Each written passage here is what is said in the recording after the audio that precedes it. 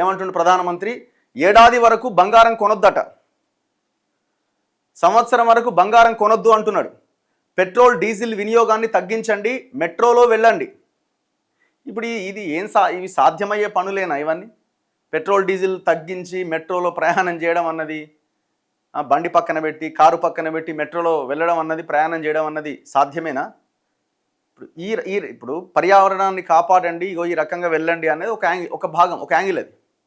కానీ petrol diesel వినియోగాన్ని తగ్గించండి, బంగారాన్ని కొనకండి ఏడాది వరకు, ఇవన్నీ ప్రజలను అప్రమత్తం చేసేవా, లేకపోతే మనం చాలా ఇబ్బందుల్లో ఉన్నామని చెప్పేటువంటి ప్రయత్నమా? ఇంటి నుంచి పని, ఆన్లైన్ వర్చువల్ భేటీలకు ప్రాధాన్యం ఇవ్వండి, వర్క్ ఫ్రమ్ హోమే చేయండి, బయటికి వెళ్ళకండి అని చెప్తున్నారు. ఆన్లైన్లోనే వర్చువల్గా జూమ్లోనే ఇంకో దాంట్లోనో భేటీ అవ్వడానికి ప్రయత్నం చేయండి, బయటికి వెళ్ళడం తగ్గించండి అంటున్నారు. వంట నూనె తగ్గిస్తే దేశ సేవ, దేహ సేవ, విదేశాల్లో పెళ్లి పర్యటనలు వద్దు. వంట నూనె తగ్గించాలి అంటున్నాడు. ఇప్పుడు వంట నూనె తగ్గించాలి అంటున్నారు, కానీ వంట నూనెల్లో ఉన్న కల్తీని మేము తీసేస్తామని మీరు చెప్పాలి కదా. అధికారంలో ఉన్న మీరు కానీ ఆడ ముఖ్యమంత్రి కానీ మీరు కానీ వంట నూనెలు ఎందుకు వంట నూనె తగ్గించాలంటున్నారు? ఎందుకు వంట నూనె శరీరానికి హానికరమైంది? వంట నూనె కల్తీ అయింది కాబట్టి హానికరమైంది. నూనె కూడా మనకి శరీరానికి అవసరమే కదా, మొత్తానికి అవసరం లేకుండా అయితే ఏం లేదు కదా. సో ఆ వంట నూనె ఎందుకు ఇది వంట నూనె మీద చర్చ? కల్తీ అయింది కాబట్టి. ఆ కల్తీని నివారించాల్సింది ఎవరు? తీసేయాల్సింది ఎవరు? ప్రభుత్వాలు. మరి మీరు మీ పని చేయకుండా వంట నూనె తగ్గించండి అంటే ఎట్లా? రసాయన ఎరువులు వద్దు, ప్రకృతి సాగే ముద్దు, సౌర మోటార్లు వాడండి. రసాయన ఎరువులు వద్దు, ప్రకృతి సాగే ముద్దు. మరి తెలంగాణలో కానీ దేశంలో కానీ రైతులకు సంబంధించిన భూముల్లో భూసార పరీక్షలు చేసి మీరు ఈ పంట సాగు చేయొచ్చు, ఈ రకంగా ముందుకెళ్ళొచ్చు అనేటువంటి ఒక కార్యాచరణ ప్రభుత్వాల వైపు నుంచి ఏమన్నా ఉందా? అది ఉండాలి కదా కనీసం. ఇతర దేశాల ఉత్పత్తులు వాడకండి, బాగుంది. విదేశీ మారక ద్రవ్యం ఆదా చేయడం కూడా దేశభక్తే. బెంగాల్ ఉత్సాహం ఇక్కడ కూడా కనిపిస్తోంది.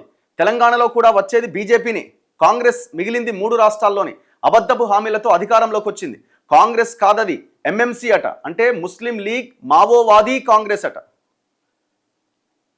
సో కాంగ్రెస్ కాదట అది, కాంగ్రెస్ పేరును మార్చేసిండు ముఖ్యమంత్రి. ఎంఎంసీ అట, ముస్లిం లీగ్ మావోవాదీ కాంగ్రెస్ అట, అంటే వాళ్ళది ముస్లింల పార్టీ, వాళ్ళది మావోయిస్టుల పార్టీ అంటున్నాడు. పరేడ్ గ్రౌండ్ సభలో ప్రధాని మోదీ యుద్ధం నేపథ్యంలో ప్రజలకు సూచన. సింధు ఆసుపత్రి ప్రారంభించిన మోదీ హెటిరో పార్థసారథి రెడ్డికి అభినందన. ఇప్పుడు ఆ సింధు ఆసుపత్రి ప్రారంభించారు కదా, ఇప్పుడు మీరు జనాన్ని ఏమో వంట నూనె తినొద్దు, పెట్రోల్ వినియోగం తగ్గించండి, ఇంకోటి చేయండి అంటుండు. మరి ప్రైవేట్ హాస్పిటళ్ళని నియంత్రించాలి, ప్రైవేట్ హాస్పిటల్స్ దోపిడీ ఆపాలి. తెలంగాణ మొత్తం దేశంలోకెల్లా తెలంగాణలో ఒక వ్యక్తి మెడికల్ హెల్త్ మీద ఖర్చు పెట్టే డబ్బులు దాదాపు యావరేజ్గా 52,000 ఉన్నది.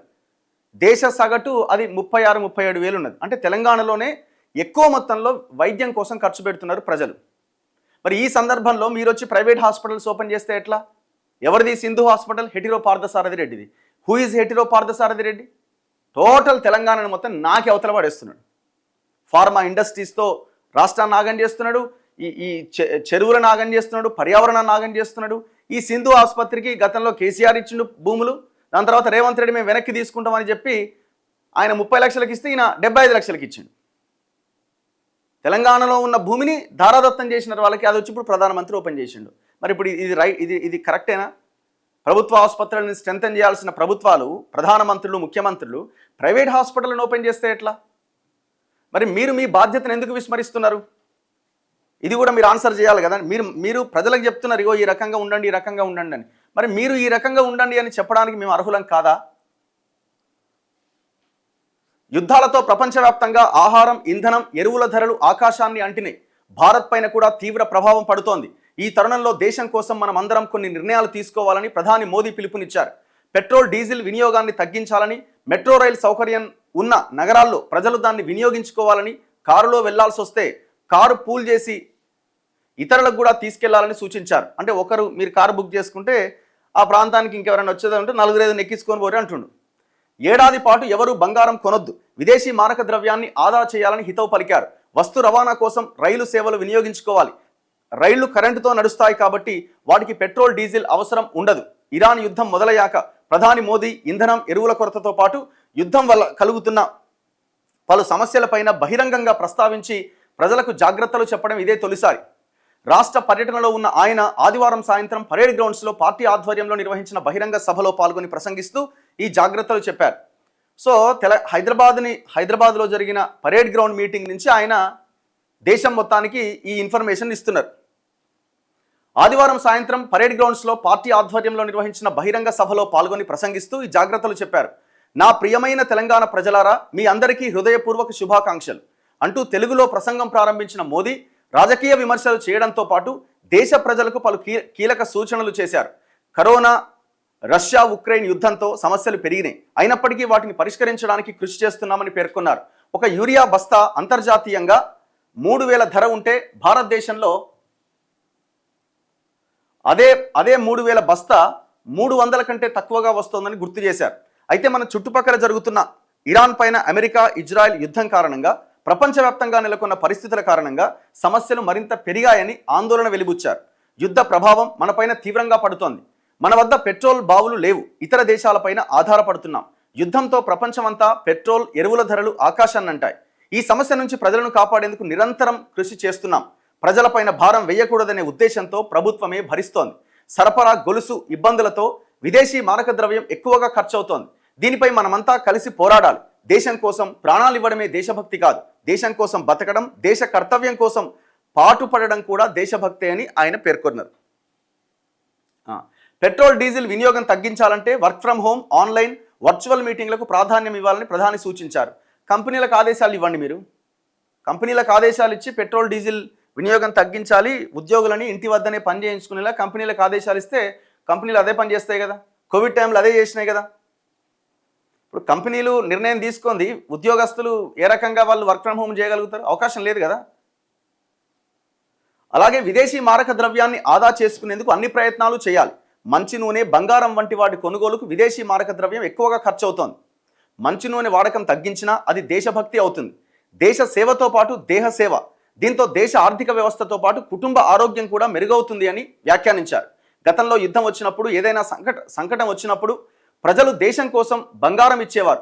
ఇప్పుడు అలా బంగారం దానం చేయాల్సిన అవసరం లేదు. కానీ దేశ ప్రయోజనాల నిమిత్తం ఏడాది వరకు ఇంట్లో ఏ శుభకార్యమైనా సరే బంగారం కొనకూడదని నిర్ణయం తీసుకోండి. దీంతో విదేశీ మారక ద్రవ్యం ఆదా అవుతుంది. గతంలో మన దేశం రాగిని ఎగుమతి చేసేది, ఇప్పుడు దిగుమతి చేసుకోవాల్సిన పరిస్థితి ఏర్పడింది. ధర్నాలు, ఆందోళనతో కాపర్ ప్లాంట్లు మూతపడమే అందుకు కారణం. ఇప్పుడు రాగి దిగుమతుల కోసం విదేశీ మారక ద్రవ్యాన్ని ఎక్కువగా వినియోగించాల్సి వస్తోంది. విదేశాల్లో పెళ్లిళ్ళు, పర్యాటకాన్ని ఏడాది పాటు వాయిదా వేసుకోండి.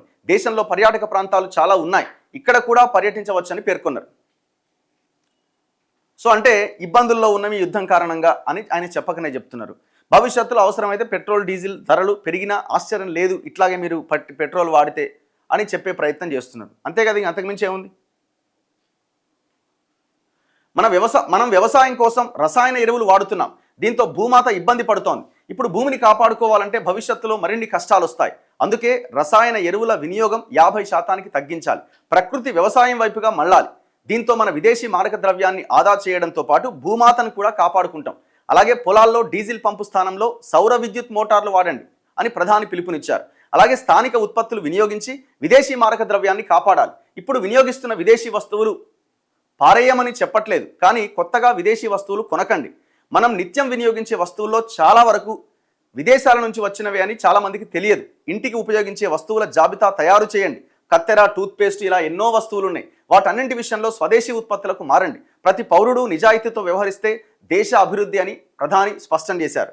మరి విదేశీ ఉత్పత్తులని మనమే అక్కడే ఆపగలిగే ప్రయత్నం చేస్తే సరే, ఆపగలిగే ప్రయత్నం పూర్తి స్థాయిలో చేయకపోవచ్చు. ఇప్పుడు మీరు చెప్తున్న లైన్ని ప్రజలకు ఇంకా అవగాహన కల్పించే ప్రయత్నం చేయండి కదా. ఈ దేశంలో ఉన్న ఉత్పత్తులు, మీరు మేక్ ఇన్ ఇండియా అన్నారు, మరి ఆ మేక్ ఇన్ ఇండియా ఎంతవరకు ఈ దేశంలో పనిచేస్తున్నది? చాలా కంపెనీలు మూతపడుతున్నాయి. ఆ మేక్ ఇన్ ఇండియాలో భాగంగా మీరు ఇక్కడ ఏర్పాటు చేసే కంపెనీలకి ప్రోత్సాహకాలు అందించే ప్రయత్నం చేయండి.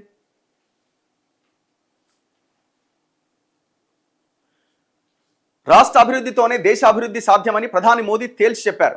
తెలంగాణను హైదరాబాదును అభివృద్ధి చేయడం ఎన్డీఏ ప్రభుత్వ లక్ష్యం. అందులో భాగంగా 1000 కోట్ల పనులకు తాను శంకుస్థాపన చేశాను అని గుర్తు చేశారు. దేశంలోని 14 పారిశ్రామిక కారిడార్లలో ఇక్కడ ఒకటి వస్తుంది. జహీరాబాద్ పారిశ్రామిక ప్రాంతంతో స్థానిక రైతులు యువతకు కొత్త ఉపాధి అవకాశాలు లభించబోతున్నాయి. దేశంలో 7 PM టెక్స్టైల్ పార్కుల్లో ఒకటి వరంగల్ కాకతీయ పార్క్. దాంతో లక్షల ఉద్యోగాలు వస్తాయి, అక్కడి రైతులకు లబ్ధి కలుగుతుంది. వేల కోట్ల రూపాయల కేంద్ర ప్రోత్సాహక నిధులతో వరంగల్ పత్తి రైతులకు లాభం కలగబోతున్నది.